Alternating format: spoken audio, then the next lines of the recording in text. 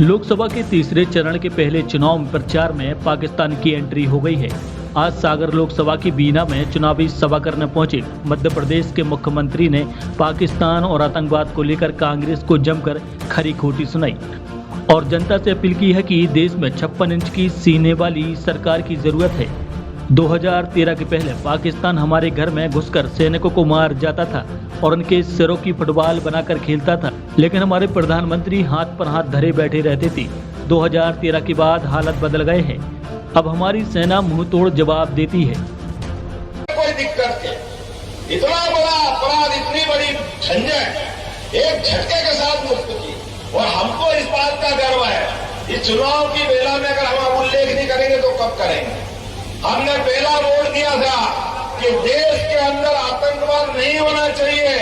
देश के सीमाओं पर हमारे सैनिकों का सर काट करके पाकिस्तान के सैनिक ले जाते थे और वो फुटबॉल खेलते थे और ये प्रधानमंत्री कहते हैं मैं क्या करूं, इसमें पाकिस्तान का हाथ है, हम क्या कर सकते हैं? तुम कुछ नहीं कर सकते, तुम हाथ पे हाथ धर के बैठे रहोगे। ये पुलिस में भर्ती होने वाले जवान, ये सेना में भर्ती होने जवान, ये सारे देश के लोग अपने वोट से चुन करके आपके हाथ मजबूत करते हैं। भाई साहब, अगर आप अपने आप को इतना कमजोर मानोगे तो चुनाव में आते ही क्यों? बड़े दुर्भाग्य के साथ कहना पड़ रहा है। जो बात 1947 से कहते ये 2013 तक कहते रहे और हमने कहा था कि हमारी सरकार बनेगी, समर्थ सरकार बनेगी, 56 इंच के सीने वाले की सरकार बनाएगी और डंके की चोट एक बार भूल गया पाकिस्तान कि ये बालाकोट कर दिया, 40 सोए हुए सैनिकों की हत्या कर दी, वो तो करके चला गया, लेकिन भूल गया कि अब मनमोहन सिंह की सरकार नहीं है, कांग्रेस की सरकार नहीं है। नरेंद्र मोदी जी को मालूम पड़ा, देश स्तब्ध रह गया। मोदी जी ने डंके की चोट, क्योंकि मोदी है तो मुमकिन है, डंके की चोट उन्होंने कहा पाकिस्तान ने बहुत बड़ी गलती कर दी, पाकिस्तान को इसकी कीमत चुकाना पड़ेगी और पाकिस्तान के घर में घुस करके वो आतंकवादियों के हड्डे पसले तोड़ करके उनके आतंकवादी अड्डे समाप्त करने का काम किया। जोरदार अभिनंदन करो हमारे अपने यशस्वी प्रधानमंत्री का।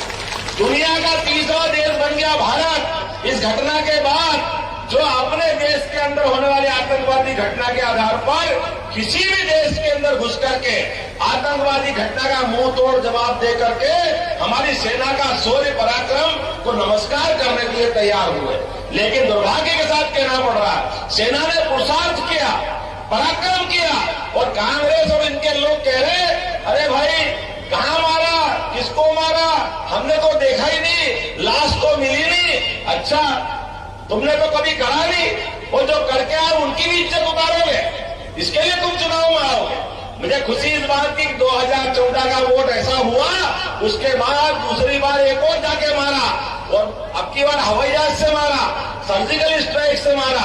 और याद करो मूछ वाला अभिनंदन, पहली बार जो मार के आए ऐसा मारा कि दूसरी बार भूल से उन्होंने टपका लिया तो दिन भर दिखाते रहिए, देखो भैया हमने इसको झापट भी नहीं मारा, इसको 4 उंगली नहीं लगाई, हमसे बात कर लो, टेलीफोन कर लो। मोदी जी ने कहा नहीं, हमारे घर के अंदर तुम्हारे आके आतंकवादियों ने अगर आके मारने की हिम्मत की है तो हमने उन आतंकवादियों को मारा है, लेकिन अब भूल से हमारे सैनिक को हाथ लगा लिया तो अगर एक सैनिक पे हाथ लगा 1000 जाके मारेंगे, 1000 तुमको छोड़ेंगे नहीं। पाकिस्तान तुम्हारी वो हालत करेंगे कि नक्शे से पाकिस्तान मिटा दे। और मुझे इस बात की प्रसन्नता है, बगैर कोई टेलीफोन पे बात करे, बगैर कोई चर्चा किए, बगैर बात के हमारा आदमी हमको मिला। कहा 2013 के पहले सैनिकों के सर काट